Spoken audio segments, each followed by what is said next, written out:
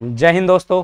मैं दीपक अहलावत आपका स्वागत करता हूं आपके अपने YouTube चैनल नॉलेज टीवी देसी ताऊ पर। देसी देख बिना ब्रेक। बिल्कुल भाई, आज हम लेके आए हैं, जैसे आपको थंबनेल से पता चल गया होगा, दिल्ली पुलिस का कोई प्रैक्टिस सेट लेके आए हैं। अभी दिल्ली पुलिस की बम्पर वैकेंसीज आई हुई हैं भाई। नवंबर दिसंबर में, मेरे अकॉर्डिंग नवंबर दिसंबर में इसका एग्जाम भी हो जाएगा। और जो भी स्टूडेंट्स वर्दी के दीवाने हैं ना भाई, जिनको वर्दी चाहिए, जिनको वर्दी एक फैसिनेटिंग लगती है, अच्छी लगती है, उनके लिए सबसे अच्छा मौका है यहाँ सिलेक्शन लेने का। ठीक है, तो आज मैं दिल्ली पुलिस के एक प्रैक्टिस सेट लेके आया हूँ। होता क्या है, बच्चे रीजनिंग भी कर लेते हैं, बच्चे जीके भी कर लेते हैं। सर मामला कहाँ आके फंसता है? सारा मामला आके फंसता है मैथमेटिक्स पे। सर मैथमेटिक्स के क्वेश्चन सोल्व नहीं होते, और एग्जामिनर जो है ना भाई, एग्जामिनर आपकी इसी सोच को लेके आपके साथ खेल खेलता है। क्या खेलता है? बड़े बेसिक सवाल देता है। अगर आपका बेस स्ट्रॉन्ग है ना, बस सिर्फ बेसिक, ज्यादा एडवांस के क्वेश्चंस नहीं होंगे, कोई सीजीएल लेवल के क्वेश्चंस नहीं देगा, वो सिर्फ बेसिक क्वेश्चन देगा। आपकी बेसिक नॉलेज चेक करेगा कि आपको मैथमेटिक्स का कुछ आता है या नहीं आता। बस आप उन्हीं से घबरा जाते हो, बड़े बड़े स्टेटमेंट देके बेसिक पूछ लेता है। तो घबराना नहीं है भाई, अब सुनहरा मौका है नौकरी लेने का। तो आइए मेरे साथ एक प्रैक्टिस सेट करते हैं और अपनी जर्नी को आगे बढ़ाएंगे ऐसे ही दिल्ली पुलिस के साथ। ठीक है, चलिए शुरू करते हैं मेरे साथ। मैं दीपक अहलावत, दोबारा से मैं दीपक अहलावत आपका स्वागत करता हूं भाई नॉलेज टीवी देसी ताऊ पर। मैं अपने बारे में बताऊं, मैं इनकम टैक्स में इंस्पेक्टर हूं भाई, सीजीएल 2017 से, और सीपीओ भी मेरा क्लियर हुआ था। सीपीओ दिल्ली पुलिस में मैं सब इंस्पेक्टर सिलेक्टेड था। कांधे पे 2 तारे, सिर पे टोपी, डूंगे पे बंदूक, ऐसा ही कोई कुछ चीजें अच्छी लगती है ना, वो सब था। तो एक बार सिलेक्शन लेने के बाद रुकना नहीं है, एक बार शुरुआत करेंगे चीजों से, उसके बाद चीजों को आगे बढ़ाते चलेंगे। जितनी मेरी कैपेसिटी होगी, जितना मैं ग्रैब कर पाऊंगा, जितनी मैं नौकरियां ले पाऊंगा, उसके बाद आप नौकरियां लेते चले जाना। बस एक बार अपना बेस तैयार करो, चीजों को अच्छे से पढ़ो, चीजों को कंटिन्यू करो और सिलेक्शन लेते चले जाओ। मेरे एक गुरुजी हैं, वो मेरे को कहते थे, सर एक मटका होता है ना, वो बूंद बूंद से भरता है, भरता रहेगा। वो भरना क्या है? वो मेहनत है आपकी। जैसे आप परिश्रम कर रहे हो ना, हार्ड वर्क कर रहे हो, वो मेहनत है। जैसे ही वो मटका भर जाएगा ना और पानी गिरना स्टार्ट हो जाएगा मटके में से इधर उधर, इसका मतलब पानी गिरने का मतलब है कि अब सिलेक्शन शुरू हो गए। सर ये सुना है फलाने के घर में 6 बच्चों का एक स्टूडेंट का है ना कि 6 बार सिलेक्शन हो गया, 4 ज्वाइनिंग लेटर आ गए, 3 ज्वाइनिंग लेटर आ गए। वो कब आते हैं? उसने अपना मटका पूरा भर लिया है भाई, अब उसने पानी साइड में गिराना है, मतलब बस उसको पेपर देना है और एग्जाम फोड़ देना है, इससे ज्यादा अलग कुछ भी नहीं करना। और मैथमेटिक्स तो सबसे आसान पोर्शन है। 15 क्वेश्चन आते हैं, 15 क्वेश्चन हार्डली 10 मिनट के होते हैं अगर देखी जाए तो। बिल्कुल बेसिक, कोई लंबे चौड़े सवाल नहीं, बड़े सिंपल से सवाल हैं। आज देखेंगे 15 क्वेश्चंस को दिल्ली पुलिस के, एक प्रीवियस ईयर एग्जाम है, प्रीवियस ईयर के क्वेश्चंस चेक करेंगे। ठीक है, चलिए मेरे साथ शुरुआत करते हैं आज के सेट की। दीपक अहलावत, मैथ्स बाय दीपक अहलावत। मैं आपको मैथ्स पढ़ाऊंगा भाई, दिल्ली पुलिस का प्रैक्टिस सेट करेंगे हम। ठीक है, और इसके बारे में साथ साथ बात भी करते रहेंगे। पहले क्वेश्चन से शुरुआत करते हैं, बड़े सिंपल से सवाल हैं। बस आपसे आपका बेसिक नॉलेज चेक किया जा रहा है कि आप प्रैक्टिकल लाइफ से कितने जुड़े हुए हो। क्या है अर्थमेटिक में, एडवांस में है क्या भाई? देखो अर्थमेटिक में टॉपिक है हमारे पास परसेंटेज, किसने कितने परसेंट पे किसकी तनख्वाह ज्यादा है, किसका क्या ज्यादा है। ठीक है, स्पीड टाइम डिस्टेंस, रेलगाड़ी चल रही है, हम गाड़ी में जा रहे हैं, हमसे इतनी दूरी पर है, प्रैक्टिकल लाइफ है। चाहे प्रॉफिट एंड लॉस है, दुकान पे सामान खरीदते बेचते हैं, हर एक कंसेप्ट जो है ना, टाइम एंड वर्क है, टाइम एंड वर्क भी प्रैक्टिकल है, मजदूर काम करते हैं उनको मजदूरी मिलती है। अर्थमेटिक का हर एक टॉपिक प्रैक्टिकल है, ऐसे ही एडवांस का टॉपिक भी प्रैक्टिकल है। जैसे भाई क्यूब का टॉपिक है, क्यूबॉइड का टॉपिक है, एरिया पूछता है, एक स्क्वायर प्लॉट है उसका एरिया बताइए। अरे ये हर एक चीज प्रैक्टिकल लाइफ से जुड़ी है, तो घबराना नहीं है। मेरे साथ जर्नी को शुरू करेंगे अच्छे से, और जब तक नहीं रुकेंगे जब तक सिलेक्शन नहीं हो जाएगा। ठीक है, चलिए जल्दी से आइए शुरुआत करते हैं पहले क्वेश्चन से। सवाल में कह रहा है भाई, फर्स्ट क्वेश्चन कह रहा है हमारे पास कि the ratio of expenditure and saving of a person is 3:2। एक व्यक्ति का खर्च और बचत का जो अनुपात है ना, वो 3:2 है। कितना है? एक व्यक्ति के खर्च और बचत का अनुपात 3:2 है। If his income is increased bye 25%, यदि उसकी आय 25% बढ़ा दी जाए, क्या कर दी जाए? उसकी जो तनख्वाह है, जो आय है, वो 25% बढ़ा दी जाए। And expenditure is decreased bye 20%, और खर्चा जो है ना वो 20% कम कर दिया। आय बढ़ा दी जाए, खर्चा कम कर दिया जाए, तो ऑब्वियस सी बात है मेरी जो सेविंग है वो बढ़ जाएगी। ठीक बात है। How much percent increase in his saving, उसकी सेविंग में कितने प्रतिशत की का इजाफा करना पड़ेगा? बताइए, सिंपल सा सवाल है। देखो हम देसी हिसाब किताब से नहीं करेंगे, हम डायरेक्ट तरीके लगाएंगे और हमारा सवाल सॉल्व हो जाएगा। उसने कहा देखो एक एक्सपेंडिचर है किसी आदमी का, एक सेविंग है, ठीक है, एक क्या है, सेविंग है यहां पे। उसने कहा उसकी जो एक्सपेंडिचर और सेविंग की जो रेशो है ना, खर्च और बचत का जो अनुपात है, प्रेजेंट के लिए बात कर रहा है, वो कितना है सर, खर्च और बचत का अनुपात है 3:2। मैं इस टाइप के कंसेप्ट आपको पढ़ा चुका हूं, ये हमारी रेशो है 3:2। उसने कहा यदि उसकी इनकम को भी 25% बढ़ा दिया जाए और खर्चे को 20% बढ़ा दिया जाए, खर्चे को लीजिए सर, खर्चे को 20% बढ़ा दिया है हमने, और उसने कहा इनकम को, बेसिकली ये आपसे कहना चाह रहा है इनकम नहीं, जो एवरेज है ना खर्चे और बचत का जो एवरेज है वो बढ़ा दिया जाए, इनकम वही तो होती है भाई। तो उसने कहा इनकम को 25% बढ़ा दिया जाए, लीजिए सर 25% इनकम को बढ़ा दिया। पूछ रहा है जो एक सेविंग है ना उस पर कितना फर्क पड़ेगा, ये पूछना चाह रहा है। बड़ा छोटा सा सवाल है, सिंपल सा सवाल है, कोई लंबी चौड़ी बात नहीं, यहां से सॉल्व करेंगे। हमें मिक्सचर एलिगेशन का मेथड पता है, बड़ी वैल्यू में से छोटी वैल्यू को माइनस करेंगे। 25 में से 20 गया, कितना आया भाई, यहां 5 आ गया। यहां ओरिजिनल वैल्यू 5 थी बट रेशो में 2 थी, 2 से 5 कितने गुना होती है सर, 2.5 गुना वैल्यू होती है। कितने गुना वैल्यू होती है, 2.5 गुना वैल्यू होती है। अगर ये 2.5 गुना है तो क्या ये भी 2.5 गुना नहीं होगी भाई, बताना जरा। रेशो में तो दोनों चीज साथ में बढ़ेंगी ना, साथ में बढ़ेंगी, साथ में घटेंगी, साथ में गुना होंगी, साथ में भाग होंगी। जो भी एस्पेक्ट होगा पूरी रेशो पे अप्लाई होगा, हमेशा ध्यान रखना, ठीक है। अब देखो 3 से इसको मल्टीप्लाई करेंगे, 25 दिया 75। बड़ी वैल्यू में से छोटी वैल्यू को एक बार घटाया जा चुका है, अब की बार घटाएंगे सर, x में से 25 को घटाएंगे कि मेरे पास कितना आ जाए, 7.5 आ जाए। सिंपल सा बताओ कितने में से 25 घटाएं कि 7.5 आ जाए, दोनों को जोड़ दें, कितना आ जाएगा, 25 और 7, 32% उसकी जो इन सेविंग है ना वो बढ़ानी पड़ेगी, ताकि उसकी जो रेशो है एक्सपेंडिचर और सेविंग की वो कितनी आ जाए, 3:2 आ जाए। सिंपल सी बात है, कोई लंबी चौड़ी सवाल नहीं, कोई डिफिकल्टी नहीं, ठीक है, बात समझ में आई। चलिए अगला सवाल देखते हैं, अगला सवाल चेक करेंगे। बड़ा सिंपल सा सवाल है, कंपाउंड इंटरेस्ट सिंपल इंटरेस्ट का मिक्स दे दिया। देखो यहां उसने क्या किया, ना तो सिंपल इंटरेस्ट का सवाल दिया ना कंपाउंड का, दोनों का मिक्स करके सवाल दे दिया और सबसे इजी सवाल दे दिया भाई। चेक करते हैं अभी। उसने कहा find the difference between compound interest and simple interest on ₹2000। 2000 रुपए पर कंपाउंड इंटरेस्ट और सिंपल इंटरेस्ट का डिफरेंस ज्ञात करो 10% की दर से, कितने साल के लिए, 3 साल के लिए डिफरेंस चेक करना है।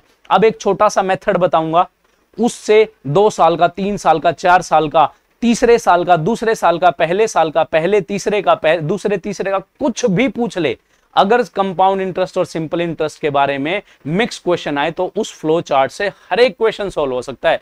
एक ही मेथड, सारे कंसेप्ट सॉल्व। देखो करना क्या है, 10% की वैल्यू है, 10% को क्या लिख सकते हैं भाई, 1/10 लिख सकते हैं, नहीं लिख सकते हैं सर, बिल्कुल लिख सकते हैं। हम क्या करेंगे, ये जो 10 है ना भाई, इस 10 का 3 साल के लिए बनाना है तो इस 10 का यहां क्यूब लिख देंगे, ठीक है, क्यूब लिख दिया यहां। अब ब्याज लगना शुरू होगा, ब्याज लगना शुरू होगा तो कैसे शुरू होगा सर, 1 साल लगेगा, 2 साल लगेगा, 3 साल लगेगा, तीनों साल कितना कितना ब्याज लगेगा जरा बताना भाई। सर 10% ब्याज लगेगा, कितना लगेगा, 10% ब्याज लगेगा। 1000 का 10% कितना होता है सर, 100, 1000 का 10% 100, 1000 का 10% 100। अब ये तो हुआ हमारा सिंपल इंटरेस्ट। अब बात कर रहा है सर चक्रवृद्धि ब्याज भी तो लगेगा, ब्याज पर ब्याज। अब पहले साल का कंपाउंड इंटरेस्ट और सिंपल इंटरेस्ट बराबर होता है, पहले साल का साधारण ब्याज और चक्रवृद्धि ब्याज हमेशा बराबर होता है भाई, ध्यान रखना इस चीज को। तो देखो दूसरे साल इस पर ब्याज लग गया, अब इस 100 पर भी तो ब्याज लगेगा, 100 पर 10% लगेगा तो कितना लग जाएगा, 10 रुपए लग जाएगा, ठीक बात है। अब तीसरे साल की बारी आई, 1000 पर ब्याज लग गया 100, अब ब्याज पर ब्याज लगेगा, जो पहले ब्याज था 100 पर ब्याज लगेगा 10 रुपए, इस 100 पर ब्याज लगेगा 10 रुपए, और इस 10 रुपए पर 10%, 10 का 10% कितना होता है सर, 1 रुपया ब्याज लग गया। सिंपल सी बात है, सवाल हमारा सॉल्व हो गया। कुछ भी दे दे चाहे सवाल में। उसने पूछा है 3 साल के CISI का डिफरेंस बताओ सर, 3 साल का कंपाउंड इंटरेस्ट कौन सा हुआ, चक्रवृद्धि ब्याज कौन सा हुआ, ये जो है ना ये सारा, ये 3 साल का कंपाउंड इंटरेस्ट है, ठीक है। और साधारण ब्याज क्या है 3 साल का, जो सिर्फ मूलधन पर लगता है। कौन सा लग गया मूलधन पे ब्याज, सिंपल सा बताना जरा सर, मूलधन पे तो सिर्फ ये ब्याज लग गया हमारे पास, ठीक है। इसमें से पूरे में से ये घटा देंगे तो मेरे पास बचेगा क्या सर, मेरे पास ये बच गया 3 साल के CISI का डिफरेंस कितना है भाई 10, 20, 30 और 1 31 कितना है 31। ये 31 कितने रुपए पर आया है सर 1000 रुपए पर आया है। सवाल में उसने कहा 31 नहीं है ना, सॉरी 1000 नहीं है 2000 रुपए है। 1000 की वैल्यू 2000 कितने गुना सर 2 गुना। तो ये वैल्यू भी कितने गुना हो जाएगी, ये वैल्यू भी 2 गुना हो जाएगी। 62 रुपए उनका SI और CI का डिफरेंस आ जाएगा हमारा। बड़ा सिंपल सा सवाल है, कोई लंबा चौड़ा कंसेप्ट नहीं, कोई लंबा चौड़ा सवाल नहीं। बात समझ में आई सभी को? बताइए किसी भी स्टूडेंट को किसी भी प्रकार का कोई भी डाउट, कोई भी समस्या, कोई भी तकलीफ हो तो? नहीं है? कंसेप्ट पढ़ चुके होगे ना भाई। हम यहाँ प्रैक्टिस करें। मैं आपको यहाँ ये बताने आया हूं कि जो दिल्ली पुलिस में मैथमेटिक्स के 15 सवाल पूछे जाते हैं ना, वो कितने इजी होते हैं। सिर्फ बेसिक्स पे फॉलो करता है जो एग्जामिनर है रूल्स को। नेक्स्ट क्वेश्चन, चलिए बताइए। अरे बाप रे, इतना लंबा चौड़ा सवाल देखते ही स्टूडेंट्स को ये हो जाता है मैथमेटिक्स नहीं होगा सर, ये क्या दे दिया पता नहीं, मैथमेटिक्स ही नहीं होता, उसकी वजह से सिलेक्शन रह जाता है। अब मैथ की वजह से सिलेक्शन नहीं रहेगा भाई, ये मेरी गारंटी है, 100% गारंटी है भाई। चलिए यहां चेक करते हैं। देखो a and b together complete a piece of work in a certain day. A और बी मिलकर किसी काम को सर्टेन डेज में कर सकते हैं, ठीक है। ए takes 4 days more to do this work alone। क्या करता है ए जो है ना, वो 4 दिन ज्यादा लेता है अकेले काम करने में, किससे, ए और बी से, ठीक है। और B takes 9 more days to do this work alone। और बी जो है वो अकेला 9 दिन ज्यादा लेता है ए और बी के मिलकर काम करने से, ठीक है। In how many days A and b together complete this work. तो बताइए दोनों मिलकर उस काम को कितने दिन में समाप्त करेंगे। इसके लिए एक छोटा सा मेथड है, मैंने आपको पढ़ाया भी होगा। देखो क्या है छोटा सा मेथड। उसने कहा जब दोनों मिलकर काम करते हैं ना, सपोज करो दोनों मिलकर काम करते हैं x डेज में, ऐसे करेंगे नहीं, मैं आपको एक बार फॉर्मेशन बता रहा हूं सवाल की।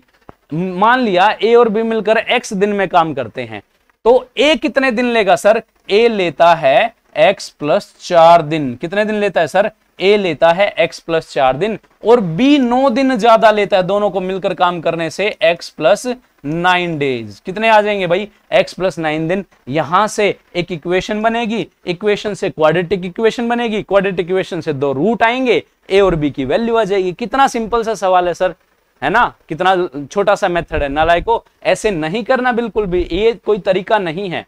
डायरेक्ट हिट करेंगे इसको। इसने कहा ए और बी से मिलकर, देखो डायरेक्ट करेंगे, ए और बी से मिलकर ए जो है कितने दिन ज्यादा लेता है सर, ए 4 दिन ज्यादा लेता है। बी कितने दिन ज्यादा लेता है, बी 9 दिन ज्यादा लेता है। करना क्या है, दोनों जो है ना ए और बी से मिलकर ज्यादा दिन लेते हैं, दोनों की मल्टीप्लाई करो, डायरेक्ट अंडर रूट लगा दो, बात खत्म। सिंपल सी सवाल है, कोई लंबा चौड़ा कंसेप्ट नहीं। कितना आ जाएगा, 9 चौक 36। 36 किसका रूट होता है सर, 6 का रूट होता है। दोनों मिलकर कितने दिन में काम खत्म कर देंगे, 6 दिन में काम खत्म कर देंगे। ये हमारा कंसेप्ट है। बताइए इसमें किसी भी स्टूडेंट को किसी भी प्रकार का कोई डाउट, कोई समस्या, कोई तकलीफ हो तो, है ना। कितना आसान सा कंसेप्ट है ना भाई, इजी से सवाल। देखो देखने में ये स्टेटमेंट बहुत बड़ी है ना, देखने में स्टेटमेंट बहुत बड़ी है, बट सॉल्यूशन देखिए कितना छोटा सा है, बिल्कुल बेसिक्स है। बेसिक चेक कर रहा है एग्जामिनर आपका, आपके दिमाग से खेल रहा है कि आप कितना सोच पाते हो, मेंटली कितने स्ट्रांग हो, सवाल को आप पढ़ने की हिम्मत भी करते हो या नहीं करते हो, ठीक है। नेक्स्ट क्वेश्चन करें, चलिए अगला सवाल देखते हैं। बताइए, प्रॉफिट लॉस का सवाल दे दिया, चलिए देखेंगे क्या आ रहा है। A shopkeeper sells an article at a profit of 10%। देखो मेरी एक छोटी सी थ्योरी है, मैं जब मैथमेटिक्स के क्वेश्चन सोल्व करता हूं, मेरी एक छोटी सी थ्योरी रहती है, सवाल पढ़ते चले जाओ, सवाल को बनाते चले जाओ, सवाल अपने आप जवाब देगा। इससे बात करो भाई, थोड़े टाइम के लिए इससे बात करोगे ना, ये अपने आप जवाब देना शुरू करेगा। हाँ मेरे अंदर ये वैल्यूज दे रखी हैं, ये पूछा है और ये हिंट है। 100% कारगर चीज है भाई ये। जब तक देखो मैं बात करता हूं, सवाल कह रहा है, सवाल कह रहा है, सवाल कह रहा है, यही तो चीज है भाई जो आपको परफेक्शन की तरफ लेके जाती है। जब आप एक दूसरे से कन्वर्सेशन नहीं करोगे तब तक कैसे बात बनेगी। देखिए सवाल से बात करते हैं। A shopkeeper sells an article at a profit of 10%। ये कह रहा है भाई एक दुकानदार ने एक वस्तु को 10% के लाभ पर बेच दिया। सिंपल सी बात है, लीजिए सर, उसने कहा एक वस्तु को 10% के लाभ पर बेच दिया। मैं मान लेता हूं एक 100 रुपए की वस्तु थी, उसने कितने प्रतिशत के लाभ पर बेच दिया, 10% के लाभ पर बेच दिया, तो 110 रुपए की बेच दी होगी या नहीं बेच दी होगी भाई। 100 रुपए की चीज 100 रुपए की चीज 110 की बेच दी, ठीक है, ये हमारा कॉस्ट प्राइस, ये क्रय मूल्य है, और ये हमारा सेलिंग प्राइस, ये हमारा विक्रय मूल्य। बात समझ में आई? चलिए अब बात करता है कि भाई if he had purchase it at 20% less price, फिर कह रहे यदि वो दुकानदार इसी वस्तु को 20% कम में खरीदता, इसी वस्तु को क्या कह रहा है, इसी वस्तु को 20% कम में खरीदता, 100 की चीज थी, 20% कम में खरीद लेता, तो कितने की खरीद लेता सर? 80 की खरीद लेता है, नहीं खरीद लेता भाई? बिल्कुल सिंपल सी बात है, 80 की खरीद लेता। अब ठीक कह रहा है, जब 20% कम प्राइस में खरीद लेता और 120 रुपए ज्यादा में बेचता, तो उसको 40% का प्रॉफिट होता। कितने प्रतिशत का प्रॉफिट होता? 40% का प्रॉफिट होता। तो आप एक बात बताइए, 80 पर 40% का प्रॉफिट कितना होता है सर? 40%, 80 का 40%, 10 से 10 कट जाएगी, 8 चौक 32 रुपए का प्रॉफिट हो गया उसको। तो 80 की चीज उसने 32 प्रॉफिट में बेच दी, तो कितने की बेच दी होगी सर? 112 की बेच दी होगी या नहीं बेच दी होगी? 40% का प्रॉफिट हुआ था उसको। बात समझ में आई? अब वो कह रहा है अगर उस चीज को 120 रुपए ज्यादा में बेचता, कितने ज्यादा में बेचता? 120 रुपए ज्यादा में बेचता। तो आप एक छोटी सी बात बताना, 100 रुपए की चीज थी, 112 में बेच दी, कितने ज्यादा में बेची सर? 2 रुपए ज्यादा में बेची। कितने ज्यादा में बेची? 2 रुपए ज्यादा में बेची। और कह रहा है 2 की वैल्यू कितनी दे रखी है सर? 2 की वैल्यू है 120। कितने गुना? 60 गुना वैल्यू है। कितने गुना वैल्यू है? 60 गुना वैल्यू है। तो उसने पूछा है find the cost price of the article, वस्तु का क्रय मूल्य ज्ञात कीजिए। फाइंड द कॉस्ट प्राइस, क्रय मूल्य क्या था? 100 माना था, 100 भी तो कितने गुना हो जाएगा सर? 100 भी 60 गुना हो जाएगा। वस्तु का क्रय मूल्य कितना आया? 6000 रुपया। सवाल खत्म, खेल खत्म। बताइए, ये छोटा सा सवाल था। हमने क्या किया? सवाल को पढ़ते चले गए, पहले लाइन को लिखा, दूसरी लाइन को लिखा, 40% का प्रॉफिट लिखा, 120 को कंपेयर कर दिया, कुछ भी नहीं किया। सवाल में जैसे जैसे बोला हमने स्टेटमेंट को बनाते चले गए, बात खत्म। कोई समस्या, कोई तकलीफ, कोई परेशानी? बड़े इजी से कंसेप्ट पूछता है, बस आप घबरा जाते हो, सर पता नहीं उल्टी सीधी क्या स्टेटमेंट दे रखी है। आगे से घबराना नहीं है। मैक्सिमम स्टूडेंट्स वर्दी अब की बार लेके मानेंगे, ठीक है? और जितने भी स्टूडेंट सिलेक्शन लेंगे ना भाई, यकीन मानना सभी स्टूडेंट्स को यहां इसी कैमरे के सामने, इसी पैनल के सामने, यहां सभी का इंटरव्यू लिया जाएगा, आपकी सक्सेस स्टोरी सुनी जाएंगी, आपसे बातचीत की जाएगी, आपको सबके सामने रूबरू करवाया जाएगा, ठीक है? मेहनत कीजिए इसके लिए, यहां आने के लिए 100% मेहनत कीजिए। जो बच्चा ढंग से मेहनत करेगा ना, 100% सिलेक्शन हो भाई, ये गारंटी है मेरी, ठीक है? चलिए नेक्स्ट क्वेश्चन देखते हैं। अगला सवाल हमारा क्या कहता है? सवाल में कह रहा है, ये भी बड़ा छोटा सा सवाल है, the ratio of copper and zinc in a mixture is 3:2। एक मिक्सचर, एक मिश्रण में कॉपर और जिंक है जो है ना, कॉपर और जिंक, देखो कैसे लिखते हैं कॉपर और जिंक को? कॉपर और जिंक। यहां हम केमिस्ट्री भी साथ साथ पढ़ रहे हैं भाई, देखो कितना मजा आ रहा है, मैथमेटिक्स के साथ साथ केमिस्ट्री भी पढ़ने को। कॉपर का केमिकल फॉर्मूला Cu और जिंक का Zn होता है, ठीक है? अब कह रहा है कॉपर और जिंक की जो इस मिश्रण में रेशो है ना, वो रेशो कितनी है सर? 3:2 है। जो दिया है ना उसको लिख लो, सवाल सोल्व हो जाएगा। अगर इस डाटा को पहचानना सीख गए ना, तो 70% क्वेश्चन अपने आप सोल्व हो जाता है, सिर्फ कैलकुलेशन बचती है उसके अलावा, ठीक है? फिर कह रहा है 6 kilogram more zinc mixed into the alloy. 6 kilogram और जिंक इसमें मिला दिया जाता है, इस रेशो में 6 किलोग्राम जिंक मिला दिया जाता है, ठीक बात है? Then the ratio of copper and zinc become 6:5। और मिलाने के बाद जो रेशो बन गई, वो रेशो कितनी बनी? 6:5 बन गई। Find the initial quantity of water. Water की जो इनिशियल क्वांटिटी है ना भाई, वो बताइए कितनी है? जल्दी से देखिए, बड़ा सिंपल सा सवाल है ये। सवाल में क्या कह रहा है भाई? देखो 6 किलोग्राम कॉपर जिंक मिला दिया। अब मैं इस पे एक छोटा सा कंसेप्ट सिखाता हूं आपको। एक सपोज करते हैं, एक बाल्टी में, एक कंटेनर में कुछ रेत है और कुछ लोहे की कील है भाई, कील पड़ी है लोहे की। तो आप एक बात बताइए, अगर मैं उस रेत और कील के मिक्सचर में और कील डाल दूं लोहे की, तो क्या रेत पे कोई फर्क पड़ेगा? रेत पे कोई फर्क नहीं पड़ेगा भाई, क्योंकि रेत तो उतना ही रहेगा, बढ़ी क्या है? लोहे की कील बढ़ी है। अगर मैं इसी मिश्रण में लोहे की कील है और रेत का जो मिश्रण है, उसमें मैं और रेत मिला दूं, तो क्या लोहे की कीलों पे कोई फर्क पड़ेगा? मैं तो उतनी ही रहेंगी ना भाई काउंटिंग में, या बढ़ जाएंगी रेत मिलाने से? तो उतनी ही रहेंगी। यहां से कंसेप्ट निकल के सामने आता है कि जो चीज नहीं मिलाई जाती वो उतनी ही रहेगी। बात खत्म। क्या है? जो चीज नहीं मिलाई जाती वो उतनी ही रहेगी। ठीक है। उसने कहा है 6 किलोग्राम जिंक मिला दिया, 6 किलोग्राम जिंक मिला दिया। तो आप एक छोटी सी बात बताओ, जिंक मिलाया है तो कॉपर तो उतना ही होना चाहिए ना भाई। सर कॉपर तो उतना ही होगा, और उतना ही होगा तो बराबर बना लेते हैं। देखो 3 ये है, 6 ये है, बराबर बनाएंगे तो इसको 2 से मल्टीप्लाई कर लें। कितना आया? 3 दूनी 6 कॉपर बन गया। 2 से इसको गुना किया है तो सर 2 से इसको भी गुना करना पड़ेगा। 2 दूनी 4। कितना जिंक हो गया? यहां 4। अब यहां से स्टेटमेंट बिल्कुल क्लियर होगी कि सर पहले जिंक था 4, फिर जिंक हो गया 5। हमने अपने अकॉर्डिंग कितना जिंक मिलाया? 1 जिंक मिला दिया। क्वेश्चन में कह रहा है 6 किलोग्राम मिलाया है, 1 की वैल्यू कितनी? 6। कितने गुना? 6 गुना। सवाल में पूछ रहा है find the initial quantity of mixture. Mixture की इनिशियल क्वांटिटी क्या थी भाई? शुरुआत में मिश्रण बताना जरा, कितने किलोग्राम का था सर? 6 और 4 10 किलोग्राम का था। 10 भी कितने गुना हो जाएगा? 6 गुना हो जाएगा। 60 किलोग्राम का मिश्रण था। बात खत्म। सिंपल सा सवाल है। बताइए कोई दिक्कत, कोई परेशानी? यहां कई टीचर्स या कहीं इंस्टीट्यूट में क्या करवाया जाता है, इसमें एक्स वैक्स ले देते हैं। 3x 2y प्लस 6 kg बराबर किसके? 6:5 क्रॉस मल्टीप्लाई करना पड़ता है, एक इक्वेशन बनती है, वहां से x की वैल्यू आएगी, वो पुट करनी पड़ेगी, उसके बाद टोटल मिश्रण निकलेगा। हम ऐसे नहीं करेंगे भाई, ना ही हमारे पास इतना टाइम। हम तो ये देखेंगे कि जो चीज नहीं मिलाई गई उसको बराबर रखो और बात खत्म, खेल खत्म। सिंपल सा सवाल। ठीक है। कोई दिक्कत, कोई परेशानी, कोई तकलीफ? कंसेप्ट पे ध्यान दो। जो कंसेप्ट है ना सिर्फ उस पे ध्यान रखो, चीजें अपने आप सोल्व हो जाएंगी।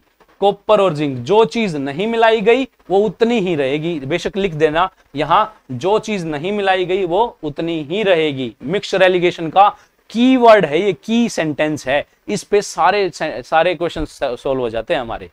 ठीक है। चलिए अगला सवाल देखते हैं। अगला सवाल क्या कहता है? सिंप्लीफिकेशन का सवाल दे दिया।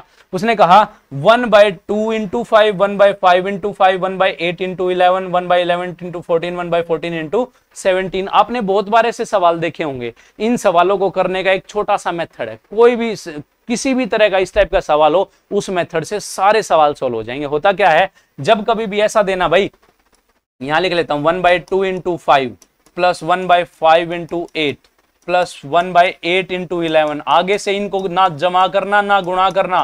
ठीक है। तो सर जमा गुणा नहीं करेंगे तो क्या करेंगे? इसमें सिंपल सा एक तरीका करेंगे।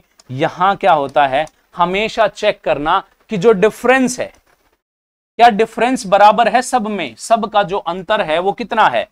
3 का अंतर है या नहीं है भाई? 3 का अंतर है ना। तो इसके लिए एक छोटा सा तरीका है, वो हर एक में अप्लाई करेंगे। क्या तरीका है सर? तरीका है 1 bye difference, 1 bye difference last minus first बटे लास्ट इंटू फर्स्ट। हर एक सवाल में अप्लाई होगा इस टाइप के। किस टाइप के? इस टाइप के जितने भी सवाल आएंगे ना, आप सिंपलीफिकेशन में देखोगे उसमें हर एक सवाल में ये अप्लाई होगा। 1 बाय डिफरेंस, इसको सोल्व करके देखते हैं सर। 1 बाय डिफरेंस मतलब जो सबका अंतर है, कितना है 1 बाय डिफरेंस सर? 1/3 है। अब यहां कर लेते हैं लास्ट नंबर। लास्ट नंबर मतलब लास्ट कौन सा है सर? लास्ट नंबर है 17 और फर्स्ट नंबर है 2। तो यहां से माइनस करेंगे 17 माइनस 2 बटे 17 गुना 2। सिंपल सा तरीका है, करेंगे। 17 में से 2 गए 5, सॉरी 15, ये आया 15। इसको सोल्व करें, 3 पंजे 15, ये आंसर आया हमारा 5 बटे 17 दूनी 34 हमारा आंसर आया। बताइए किसी भी स्टूडेंट को किसी भी प्रकार की कोई दिक्कत? अब पता है क्या होता है, कई टीचर्स ने आपको बता दिया होगा कि ऊपर वाले नंबर्स को जोड़ दो, 1 2 3 4 5, ऊपर वाले नंबर्स को जोड़ दो और यहां पहले और आखिरी को घटा दो, है ना, सॉरी मल्टीप्लाई कर दो, 5 बटे 34 आ जाएगा। ये जो तरीका है ना, ये इस सवाल के लिए तो परफेक्ट है भाई। चीजें वहां चेंज हो जाएंगी जब यहां डिफरेंस बड़ा हो जाएगा, वहां चेंज हो जाएंगी चीजें। ठीक है, हमेशा ध्यान रखना 1 बाय डिफरेंस, किसी भी प्रकार का सवाल हो इस टाइप का, 1 bye difference last minus first, last into first, direct answer आएगा हमारा। ठीक है, कोई दिक्कत, कोई परेशानी, कोई तकलीफ किसी भी स्टूडेंट को नहीं है सर। 15 क्वेश्चन पेपर में 10 मिनट का खेल है और मैक्सिमम 15 मिनट का खेल है। इतना ही है जिसकी वजह से आप सोचते हो सर मैथमेटिक्स रह गया, पता नहीं सिलेक्शन होगा या नहीं होगा। अब सोचने की जरूरत नहीं पड़ेगी, ठीक है। मैं आपको कंप्लीट मैथ पढ़ाऊंगा, मैं दीपक अहलावत कंप्लीट मैथ पढ़ाऊंगा भाई आपको, अर्थमेटिक भी एडवांस भी, ठीक है। अच्छे से पढ़ेंगे। नवंबर दिसंबर में एग्जाम, हमारा एग्जाम है, लगभग 3-4-5 महीने हैं हमारे पास। 4-5 महीने में तो बड़ी अच्छी तैयारी हो सकती है, बिल्कुल सटीक तैयारी, ठीक है। चलिए नेक्स्ट क्वेश्चन देखें, अगला सवाल क्या कहता है हमारे पास। नेक्स्ट क्वेश्चन चेक करते हैं एवरेज का। ये क्या दे दिया एवरेज का, average of 10 natural numbers is 20। 10 प्राकृतिक संख्याओं का जो औसत है वो कितना है, 20 है sir. Each number is multiplied by 5, then after each number is increased by 20, then what will be the new average. ये क्या दे दिया सर उसने कि 10 नंबर हैं, 1 2 3 4 5 6 7 8 9 10 नंबर हैं। इन सब का एवरेज कितना है, इन सब का एवरेज 20 है, मतलब सबके हिस्से में 20-20 वैल्यू आई है, ठीक है। वो कह रहा है यदि हर एक नंबर को 5 से मल्टीप्लाई किया जाए, सभी नंबर्स को 5 से मल्टीप्लाई करो, 5 से मल्टीप्लाई करो, और मल्टीप्लाई करने के बाद हर एक नंबर को 20 से बढ़ाओ, तो नई एवरेज पूछ रहा है भाई क्या होगा, ठीक है। यहां एक छोटा सा तरीका बताता हूं, बड़ा आसान सा कंसेप्ट है। करेंगे क्या, देखो जब कभी भी टोटल एवरेज दे रखी है ना, उसने कहा हर एक नंबर को 5 बढ़ाना है। देखो इसको भी 5 बढ़ाया, इसको भी 5 बढ़ाया, इसको भी 5, सबको 5 बढ़ा दिया, यहां तक सबको 5 से मल्टीप्लाई करते चले गए। तो और सबके हिस्से में कितनी वैल्यू थी, 20-20-20-20 वैल्यू थी ना सबके हिस्से में। तो सबको 5 से मल्टीप्लाई किया, तो 20 को भी 5 से मल्टीप्लाई कर दूं, कोई दिक्कत? कोई दिक्कत नहीं सर, 20 को भी 5 से मल्टीप्लाई कर देते हैं। फिर उसने कहा 5 से मल्टीप्लाई करने के बाद उसमें 20 नंबर बढ़ा दिया जाए, हर एक नंबर 20-20 से इंक्रीज कर दिया जाए। इसका मतलब अब सब में 20-20 जोड़ दो, क्या करो सब में 20-20 जोड़ दो, तो क्या आएगा, फिर इसमें भी 20 जोड़ दो, हमारा रिजल्टेंट आ जाएगा, ठीक है। ये तो था आपको समझाने के लिए। अब आपको डायरेक्ट तरीका बताता हूं कैसे सोल्व करेंगे। जब कभी भी पेपर में कहे ना कि x नंबर्स का जो एवरेज है वो 10 है या 20 है, 50 है, XYZ कुछ भी है, और उसमें पहले नंबर्स को 5 से मल्टीप्लाई कर दिया, फिर 20 से जमा कर दिया, फिर 2 से घटा दिया, 2 से भाग कर दिया, 5 को जोड़ दिया, 3 घटा दिया, जो भी ऑपरेशन बोले ना डायरेक्ट एवरेज पे लगा दो।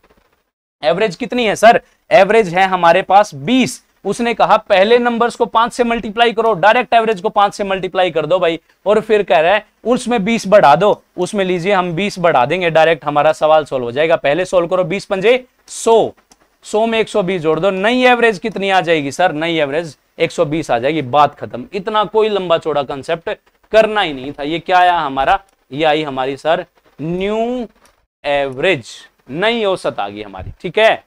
बात समझ में आई सभी को? बताइए किसी भी स्टूडेंट को किसी भी प्रकार का कोई भी डाउट, कोई समस्या, कोई तकलीफ है? नहीं है। चलिए नेक्स्ट क्वेश्चन देखें, अगला सवाल देखते हैं। अगला सवाल क्या कहता है, इन ट्रायंगल एबीसी, ज्योमेट्री का क्वेश्चन दे दिया। इन ट्रायंगल एबीसी AC बराबर है 8.4। देख लेते हैं क्या कह रहा है भाई। इन ट्रायंगल, एक ट्रायंगल है, in triangle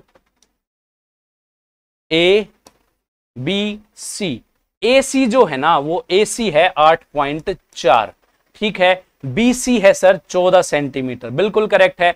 P is a point on the side AB, AB पर कोई पॉइंट क्या है, AB पर कोई पॉइंट है हमारे पास, यहां P पॉइंट मान लेते, मिड पॉइंट नहीं है भाई, कोई पॉइंट है, कहीं भी हो सकता है, ठीक है। P पॉइंट है जिसमें कि CP जो है ना वो 11.2 है। कितनी है CP? CP की जो वैल्यू है सर, CP की वैल्यू है 11.2 सेंटीमीटर, बिल्कुल करेक्ट बात है।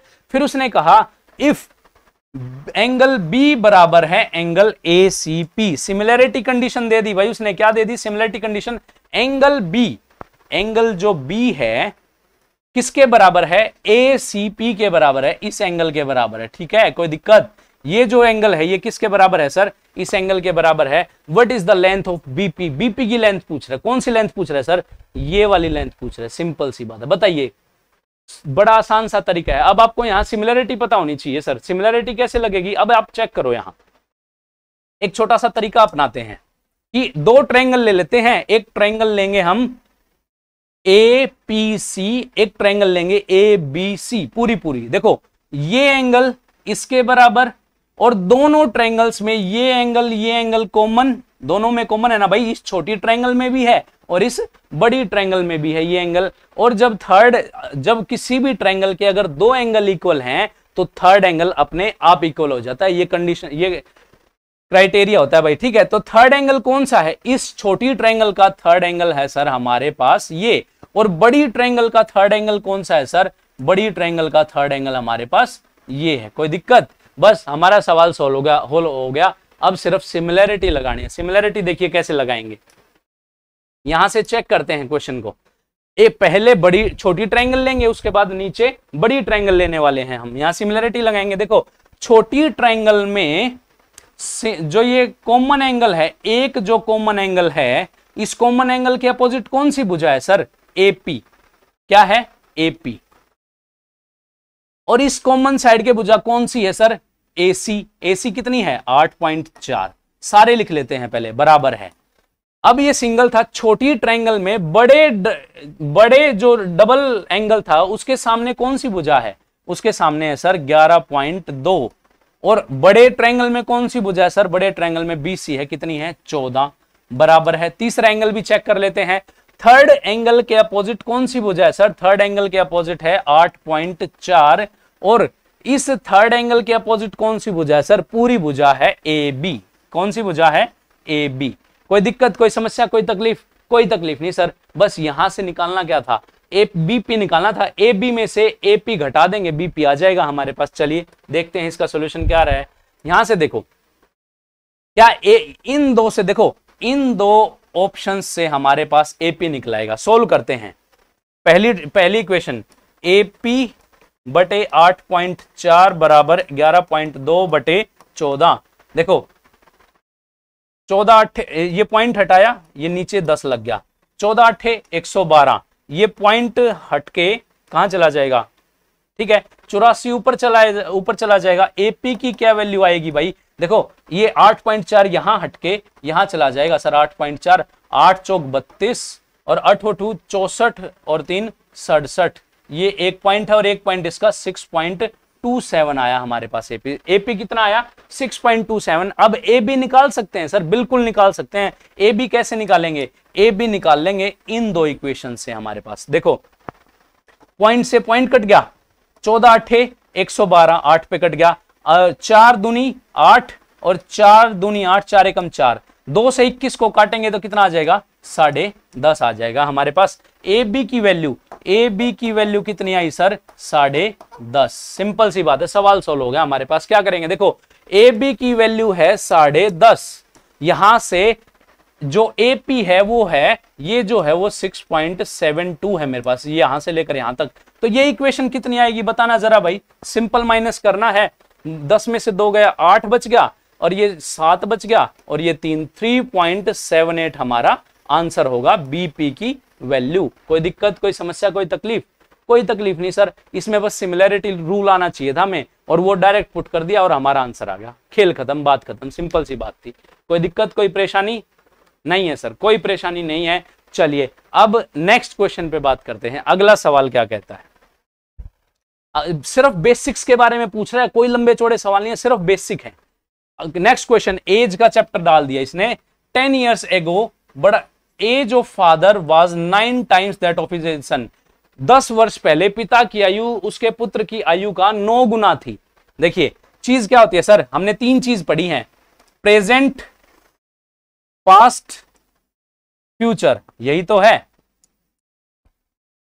ये प्रेजेंट वर्तमान, ये पास्ट भूतकाल और ये फ्यूचर ये भविष्य काल। ठीक है, ये प्रेजेंट, पास्ट और फ्यूचर, प्रेजेंट, पास्ट और फ्यूचर। उसने कहा 10 साल पहले, पहले मतलब आज से 10 साल पहले, पास्ट की बात कर रहे हैं सर, आज से 10 साल पहले। तो ये कितना गैप है सर? ये 10 साल का गैप है। फादर और जो सन है ना, फादर और जो सन है वो क्या है? फादर 9 गुना है सन का, ये 9 गुना है अपने बेटे का। ठीक बात है। फिर उसने कहा आफ्टर 8 years, 8 साल बाद पिता की आयु 3 गुना हो जाएगी अपने बेटे से। 8 साल बाद, कब से 8 साल बाद? प्रेजेंट की बात कर रहा है, प्रेजेंट से 8 साल बाद। देखिए प्रेजेंट से कितने साल के लिए बात कर रहा है सर? प्रेजेंट से 8 साल के लिए बात कर रहा है। बड़े सिंपल से कंसेप्ट है, पूरा अरिथमेटिक रेशियो और परसेंटेज से ही खत्म कर देंगे, कोई और मेथड अपनाएंगे ही नहीं।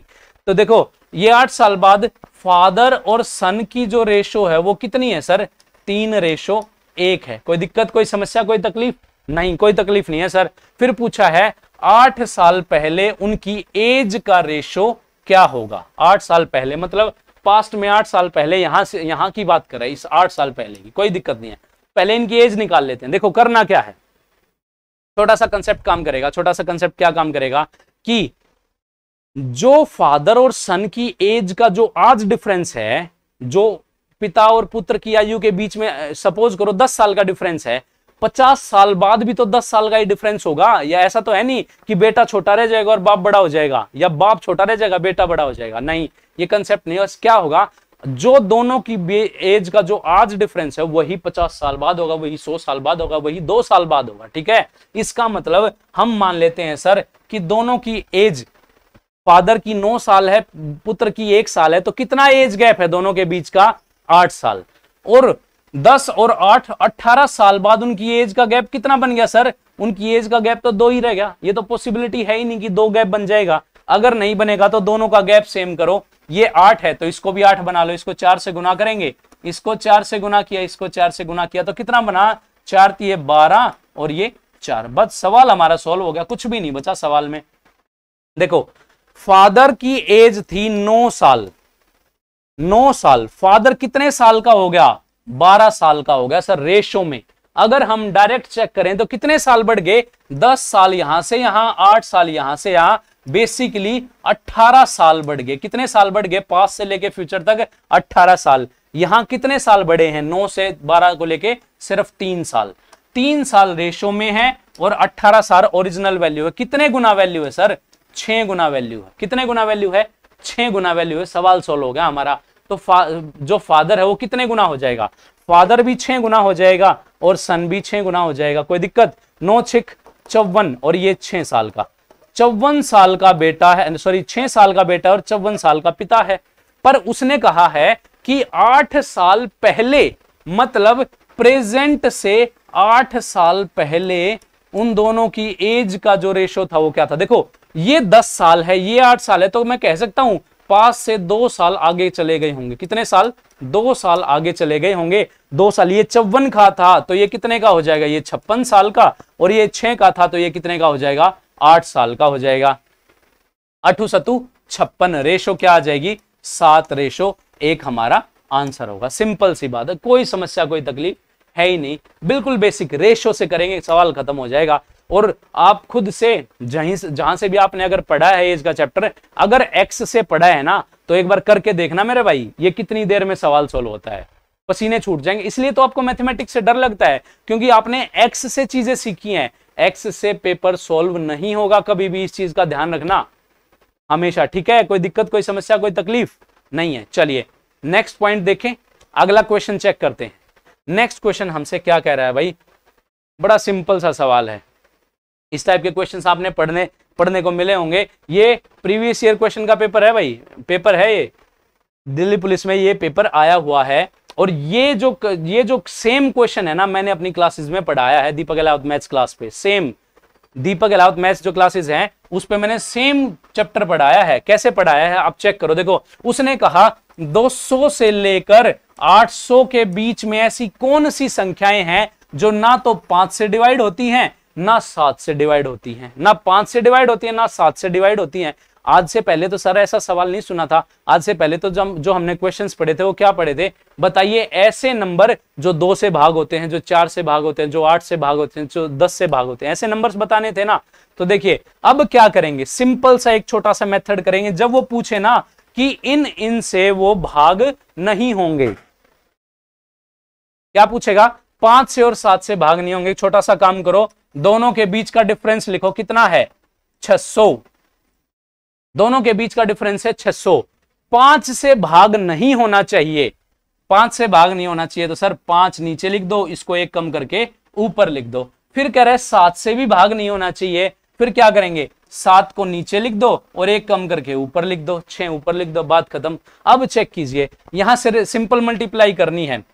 6 6 36, 36 चौका 144, कितना बन गया सर 144 और डबल जीरो मल्टीप्लाई आया। किससे डिवाइड करना है 7 पंजे 35 से डिवाइड कर दो, इसको बात खत्म। देखो डिवाइड करते हैं 1 4 4 डबल जीरो को 35 से, 35 चौका 140, कितना बच गया 4, जीरो उतार लिया, 35 से कम 35, 5 बच गए, जीरो उतार लिए, 35 से कम 35, कितना बच गया 15 बच गया। जितना भी बच गया वो हमें उससे मतलब नहीं है, जो पूरा पूरा चला गया ना वो हमारा आंसर है।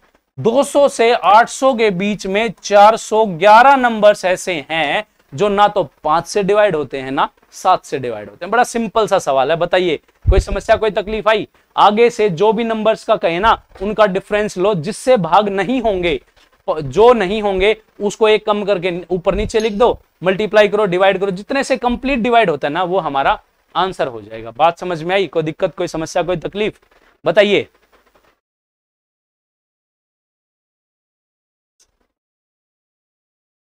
ठीक है, नेक्स्ट क्वेश्चन देखते हैं। अगला सवाल क्या कहता है? द कोड ऑफ ए सर्कल, जीवा। कोड क्या बोलते हैं? एक सर्कल की जीवा। देखिए यहां एक सर्कल ड्रॉ कर लेते हैं हम, ठीक है। ये बड़ा सिंपल सा कंसेप्ट है। एक सर्कल है हमारे पास, उसने कहा द कोड of a circle A B and C D. जीवा क्या होती है भाई? जो सेंटर से पास होती है। सबसे लंबी जीवा कौन सी होती है? जो सेंटर से पास होती है, ठीक है। डायमीटर को सबसे लंबी जीवा बोलते हैं। हमने मान लिया सर एक तो ये पास होती है ए और बी, ठीक है। एक जीवा है सी डी, एक ये पास होती है सर, ये है सी और ये डी, बात खत्म। अब क्या कह रहा है? दोनों जो कोड्स है ना वो ई पर इंटरसेक्ट करते हैं। किस पॉइंट पर इंटरसेक्ट करती हैं बताना जरा भाई। सर ई पॉइंट पर इंटरसेक्ट करते हैं। किस पर? ये ई पॉइंट है, ठीक है, ये वाला। फिर कह रहा है if A E is equal to 12 centimetre, जो ए ई है 12 सेंटीमीटर है, बी ई जो है वो 20.25 सेंटीमीटर है। वो कितनी है? 25 सेंटीमीटर है। अगर सी ई बराबर है 3 डी ई, देखो ये साथ में है, सी ई बराबर, यहां लिख देता हूं 3 डी ई। अगर सी ई की वैल्यू 3 डी ई के बराबर है, मतलब जो सी ई है वो डी ई से 3 गुना है। सी ई जो है वो डी ई से 3 गुना है। अगर मैं इसको x मान लूं तो ये 3x हो जाएगा ना हमारे पास। कोई दिक्कत कोई समस्या नहीं होगा सर। उसने पूछा है फाइंड द लेंथ ऑफ सी ई, इस सी ई की लेंथ पूछी है। चलिए ये तो बड़ा सिंपल सा कंसेप्ट था, आसान सा सवाल था। हमने पढ़ा है सर जब दो कोड आपस में इंटरसेक्ट करती है ना तो क्या मेथड बनता है सर? कोड्स की मल्टीप्लीकेशन आपस में बराबर हो जाती है। क्या बराबर होगी सर? ए ई गुना में ई बी बराबर है सी ई गुना में डी ई। ये हमारा बराबर हो जाएगा। सवाल सॉल्व हो गया। देखो ए ई कितना है सर? यहां लिख लेते हैं इसको। ए ई है हमारा 12 गुना में 20.25 बराबर है सी कितना है सर? सी है 3x और डी है हमारा x। यहां से सॉल्व करेंगे। देखो ये पॉइंट हट जाएगा, यहां 100 आ गया बटे में 3 चौक 12, 3 चौक 12, 4 से 100 को काटेंगे तो कितना आएगा? 25। ये काटेंगे 25 अठे 200, 25 से कम 25, 81 आ गया। एक्स स्क्वायर यहां आया हमारे पास, एक्स स्क्वायर बराबर है 81। स्क्वायर हट के यहां रूट लग जाएगा। 81 किसका रूट होता है सर? एक्स की वैल्यू आ गई हमारे पास 9 आई एक्स की वैल्यू। उसने पूछा एक्स की वैल्यू नहीं बतानी, फाइंड द लेंथ ऑफ सी ई। सी की लेंथ बतानी है। 9 से गुना एक्स की वैल्यू कितनी? 9 है सर। एक्स की वैल्यू 9 तिया 27, कितने सेंटीमीटर आई सर? 27 सेंटीमीटर आ गई। एक्स की वैल्यू निकाल दी यहां पे। जनरली एक्स की वैल्यू कोई नहीं बता सकता। हाँ एक्स की वैल्यू नहीं बता सकते, इस एक्स की वैल्यू जरूर बता सकते हैं हम, ठीक है। ख्यालों में नहीं खोना, एक्स की सुनते ही कभी पास्ट में ही चले जाओ, पास्ट में नहीं जाना, सवाल में ही रहना है। यहां एक्स की वैल्यू सोल्व करनी और आंसर हमारा डायरेक्ट आ जाएगा। बात समझ में आई? बताइए किसी भी स्टूडेंट को किसी भी प्रकार का कोई डाउट, कोई समस्या, कोई तकलीफ नहीं है? चलिए नेक्स्ट क्वेश्चन देखते हैं। अगला सवाल क्या कहता है? छोटे छोटे से सवाल पूछता है, कोई लंबे चौड़े कंसेप्ट नहीं है। इसने कहा है एक ट्राइंगल एबीसी है भाई। क्या है? एक ट्राइंगल एबीसी है। यहां पे देखो ये ए बी और सी है यहां पे, ठीक है। उसने कहा एंगल बी 72 डिग्री है। जो ये एंगल बी है ना भाई, ये बी कितने डिग्री का है? ये 72 डिग्री का है, ठीक है। एंड एंगल जो सी है ना वो 44 डिग्री का है। ये कितने डिग्री का है सर? ये 44 डिग्री का, यहां लिख दूं 44 डिग्री का एंगल है। तो सबसे पहले तो मुझे एक बात बताइए, अगर ये 72 है, ये 44 है, तो ये कितने एंगल का बच जाएगा सर? एक ट्रायंगल के तीनों कोणों का योग 180 डिग्री होता है, ठीक है। 72 और 44 कितना बनता है? 116। 116 बनता है, तो बताइए 180 में से 116 घटाएंगे तो 60 और 4 64 डिग्री नहीं बच जाएगा भाई? 64 डिग्री बचेगा या नहीं बचेगा? बिल्कुल करेक्ट बात है, 64 डिग्री बच गया। अब आगे सवाल देखते हैं। उसने कहा the bisector of angle B and angle ACD meet at point E। उसने कहा बी और ACD का समद्विभाजक बिंदु, समद्विभाजक मतलब बाइसेक्टर मतलब जो इन एंगल्स को, एंगल C को ACD को, उसने कहा BC is produce to D, BC को D तक प्रोड्यूस कर दिया सर, ये D तक प्रोड्यूस कर दिया है। एंगल जो B का बाइसेक्टर है और जो एंगल ACD का बाइसेक्टर है वो किस पॉइंट पर मिलता है सर? वो E पॉइंट पर मिलता है। कितने पॉइंट पर मिलता है? E पॉइंट पर मिलता है। पूछा है what is the measure of angle BEC, ये BEC इस एंगल का मेजरमेंट बताना है। कितना सिंपल सा सवाल है, डायरेक्ट आती है एक कंडीशन हमारे पास, भाई ये 72, ये 44, तो ये 64। जब कभी भी angle B, interior bisector of angle B और exterior bisector of angle C जहां मिलते हैं, वो जो थीटा होता है वो किसका आधा होता है? ये जो थीटा है ना भाई, ये एंगल ए का आधा होता है, हमेशा याद रखना, ठीक है। एंगल ए कितना है? 64, तो ये 64 का आधा कितना हो जाएगा सर? 32 डिग्री हो जाएगा। बात खत्म, सवाल सोल्व होगा। कुछ भी नहीं करना था सवाल में, इजी सवाल, सिंपल सा सवाल, कोई लंबे चौड़े कंसेप्ट नहीं है। डायरेक्ट जो हमारी थ्योरम है ना भाई, डायरेक्ट थ्योरम पे सवाल पूछता है हमसे। नेक्स्ट क्वेश्चन देखें, अगला सवाल देख लेते हैं। Average speed of train without stoppage is 50 kilometre प्रति घंटा, ठीक है ना। Average speed of train, speed time distance का कंसेप्ट दे दिया। Average speed of train without stoppage is 50 kilometre प्रति घंटा। बिना रुके जो ट्रेन की जो स्पीड है ना वो 50 किलोमीटर प्रति घंटा है, ठीक है। एंड विद स्टॉपेज, और रुक रुक कर जब ट्रेन चलती है ना तो उसकी जो स्पीड है वो 45 किलोमीटर प्रति घंटा, ठीक है, रुक रुक कर जब चलती है। How many minutes per hour, एक घंटे में कितने minute does the train stop? बताइए एक घंटे में कितने मिनट ट्रेन रुकेगी। सिंपल सा कंसेप्ट है, डायरेक्ट कंसेप्ट सिखाऊंगा इस पे। जब कभी भी ऐसा सवाल आए ना कि ट्रेन रुक कर चलती है, ट्रेन बिना रुके चलती है, तो डायरेक्ट यहां करेंगे difference of speed, difference of speed, और एक घंटे में कितने मिनट रुकेगी, तो मिनट के लिए हम 60 से गुना कर देते हैं। और नीचे क्या लिखना है? नीचे लिखना है speed of train without stoppage, बिना रुके रेलगाड़ी की चाल।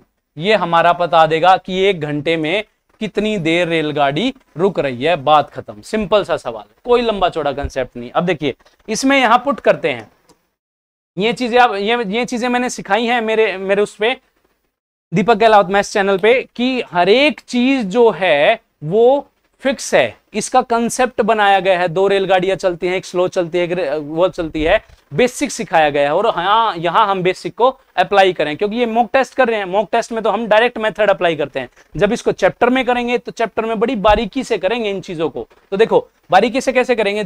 डिफरेंस ऑफ स्पीड, एक 50 किलोमीटर प्रति घंटे की रफ्तार से चलती है, एक 45 किलोमीटर प्रति घंटे की चाल से चलती है। 50 माइनस 45, ठीक है, गुना में 60 बटे में speed of train without stoppage, बिना रुके कितनी चाल है उसकी बताना जरा भाई। सर बिना रुके ट्रेन की जो चाल है वो 50 किलोमीटर प्रति घंटा है। लीजिए सर, 50 में से 45 गया, कितना बचता है सर? इसमें से इसको घटाएंगे तो ये बचेगा हमारे पास 5, 5 से 1 कट जाएगा 10, और 10 से 1 कट जाएगा 0। 6 मिनट प्रति घंटे की, एक घंटे में जो रेलगाड़ी है वो 6 मिनट रुकेगी, और जिससे जर्नी उसकी पूरी हो जाएगी। बात समझ में आई? With stoppage, without stoppage, previous year questions उठा के देखना, 100% इस कंसेप्ट पे सवाल पूछा जाता है भाई, स्पीड टाइम डिस्टेंस में से, ठीक है। कोई दिक्कत, कोई परेशानी, कोई तकलीफ नहीं है। चलिए नेक्स्ट क्वेश्चन देखते हैं, अगला सवाल क्या कहता है। ये थोड़ा टाइपिंग एरर हो गया था इसलिए मैंने हाथ से लिख दिया है। सवाल दिख रहा है ना भाई सभी को? कोई दिक्कत नहीं है। इसने कहा सर 1 प्लस, यहां लिख लेते हैं 1 प्लस टेन थीटा, और यहां है 1 plus ten 9 theta is equal to 2। ये कब पॉसिबल है भाई? आपने एक कंडीशन पढ़ी होगी, 1 + tan theta 1 + tan 2 theta 2 theta पढ़ा था, तो वो किसके एक के बराबर थी? क्यों? जब कॉम्प्लीमेंट्री एंगल्स बनते थे। यहां 2 के बराबर दिया है, 2 के बराबर क्या होगा? मैं इस थीटा को x मान लेता हूं, इस थीटा को y मान लेता हूं, तो क्या मैं कह सकता हूं x + y जब 45 डिग्री होंगे, जब हमारे पास कंडीशन 2 के बराबर होगी। बात समझ में आई? 1 देखो कंडीशन क्या होती है, 1 + टेंजेंट x 1 + टेंजेंट y 2 के बराबर कब होंगे? जब x + y हमारा 45 डिग्री होगा। x डिग्री, ये थीटा है basically, x degree y degree किसके बराबर होगा? 45 डिग्री के बराबर होगा। सिंपल सी बात है। यहां से अब इसमें पुट कर लेते हैं अपने कंसेप्ट को। सर x की वैल्यू है हमारे पास थीटा, y की वैल्यू है कितनी? 9 थीटा, और कितना आ जाएगा? 45 डिग्री। ये कितना हुआ? 10 थीटा की वैल्यू है। कितने की वैल्यू है? 10 थीटा की वैल्यू है हमारे पास 45 डिग्री। सवाल में पूछा है टेंजेंट 10 थीटा की वैल्यू बताओ। तो टेंजेंट 10 थीटा क्या होगा बताना जरा भाई। टेंजेंट 10 थीटा क्या होगा? 10 थीटा की वैल्यू 45, 10 45 डिग्री कितना बनता है हमारे पास? बताना सर। 1 आता है। आंसर क्या आएगा? 1 आएगा। सिंपल सी बात है। पूरा जो ट्रिग्नोमेट्री है ना भाई, ट्रिगो जो है वो सिर्फ थीटा पे बेस्ड है। एक कंसेप्ट सिखाऊंगा ट्रिग्नोमेट्री में, वैल्यू पुट करने का, मतलब थीटा पुट करने का। पूरे ट्रिग्नोमेट्री के क्वेश्चन सोल्व हो जाएंगे। एक भी क्वेश्चन ऐसा नहीं होगा जो आपसे नहीं बनेगा। 100% क्वेश्चन सोल्व होंगे। ठीक है? कोई दिक्कत, कोई समस्या, कोई तकलीफ नहीं है। चलिए लास्ट क्वेश्चन देखते हैं, आज के प्रैक्टिस सेट का लास्ट क्वेश्चन। चलिए देखिए, यहां से क्या पूछ लिया sir? 7 cos² theta + 3 sin² theta = 0 है। देखो इसने एक हिंट दे दिया सवाल में कि जो थीटा है ना वो 0 से 90 के बीच में लाई करता है। कितने भी के बीच में लाई करता है? 0 से 90 के बीच में लाई करता है। तो इसकी वैल्यू फाइंड आउट करनी है। बड़ा सिंपल सा है, हमें सिर्फ वैल्यू फाइंड आउट करो कि किस एंगल पे ये 0 के बराबर होता है। 0 के बराबर होगा? नहीं, 0 नहीं होगा भाई, ये 6 होगा। सॉरी, इसको चेंज कर लेना, ये 6 होगा हमारे पास। ठीक है, ये 6 है। किस एंगल पे ये 6 के बराबर होगा? 0 पे रखें इसको। 0 पे अगर रखें sin 0 0, ये 7 हो जाएगा। 7 6 के बराबर नहीं हो सकता। 0 के बाद 30 डिग्री पुट करके देखते हैं। cos 30 कितना बनता है सर? बताना जरा। cos 30 होता है √3/2। तो इसको लिख दूं, √3/2 का स्क्वायर लिखेंगे तो 3/4 हो जाएगा। कोई दिक्कत नहीं है। हाँ, 30 पुट करते हैं, कितना आएगा? 3 × sin 30 1/2, 1/4 ये हो जाएगा। सोल्व करके देखते हैं। 7 या 21, 21/4 ये आया, प्लस 3/4 ये कितना आया? 24/4, और वैल्यू सेटिस्फाई होगी 6 हमारी, बिल्कुल सेटिस्फाई होगी 6। तो इसका मतलब किस थीटा पे वैल्यू सेटिस्फाई है सर? थीटा बराबर है 30 डिग्री पे हमारी वैल्यू सेटिस्फाई होगी। अब इसमें वैल्यू पुट करनी है, सिंपल सी बात है। थीटा क्या है हमारा? थीटा है 30 डिग्री। चलिए अब इसमें वैल्यू पुट करते हैं थीटा की। कोट 30 क्या होता है सर? कोट 30 होता है √3। कोट 30 की जगह ये 30 रखेंगे। देखो 30 डिग्री, यहां भी 30 डिग्री, यहां भी 30 डिग्री, और यहां भी 30 डिग्री रखेंगे। तो 30 दूनी 60 हो गया ना। कोट 60 कितना होता है सर? 1/√3 होता है। तो कितना हो जाएगा? 1/3 हो जाएगा। Plus secant 60 degree, secant 60 degree कितना होता है? कोस 60 का उल्टा, कोस 60 1/2, और सीकेंट 60 कितना होता है? 2 होता है सर। ठीक है, नीचे वाली वैल्यू पुट करते हैं। tan 60 डिग्री कितना होता है? √3 का स्क्वायर कितना होगा सर? 3 हो जाएगा हमारे पास। Plus sin 60 degree, sin 60 degree √3/2 मतलब 3/4 हो जाएगा। यहां से सोल्व करो। देखो यहां से इक्वेशन सोल्व करें। 3 LCM, 3 दूनी 6 और 1 7/3, तो ये आ गया। और ये आया हमारे पास 4 × 12 और 3 15/4, ये आ गया। क्रॉस करते हैं तो क्या आएगा? 7/3 गुना में नीचे 15 ऊपर 4, 7 चौका 28/15 45, 28/45 हमारा आंसर हो जाएगा। सिंपल सा सवाल था, सिर्फ थीटा पुट करना आना चाहिए आपको। अगर आपको थीटा की वैल्यू पता है ना, तो आप ट्रिगो का कोई भी सवाल पुट कर सकते हैं भाई, कोई भी सवाल सोल्व कर सकते हैं। ठीक है, बात समझ में आई? आज के सेशन में मजा आया ना भाई? प्रैक्टिस करके क्वेश्चंस, ये प्रीवियस ईयर क्वेश्चंस थे। ठीक है, आज के सेशन में इतना ही रखते हैं। मैथ्स बाय दीपक अहलावत। ठीक है, ऐसे ही हम मैथमेटिक्स के आगे और प्रैक्टिस सेट लेके आएंगे इस चैनल पे, और अच्छे अच्छे यहाँ कंसेप्ट पढ़ेंगे केडीडीटी में। और यहां आज के लिए इतना ही रखते हैं। उम्मीद करता हूं आपको चीजें अच्छी लगी होंगी। जो वर्दी है ना भाई, वर्दी को सोच के सोया, देखो ये एम्बलम आपके लिए लगाया है। ये जो दिल्ली पुलिस का एम्बलम है ना, यहां चाहिए, यहां कंधे पे, यहां छाती पे चाहिए, होता है ना भाई, चेस्ट पे भी, सिर पे टोपी, छाती पे एम्बलम। दिल्ली पुलिस अब की बार लेके मानेंगे, अब की बार सिलेक्शन 100% होगा। बस आपको मेहनत करनी है, तरीके से मेहनत करनी है, ढंग से मेहनत करनी है, ठीक है। चलिए नेक्स्ट सेशन में मिलेंगे नए क्वेश्चंस के साथ, नए तरीकों के साथ, नई एनर्जी के साथ, नए कंसेप्ट के साथ। तब तक के लिए पढ़ते रहिए, आगे बढ़ते रहिए। जय हिंद, थैंक यू।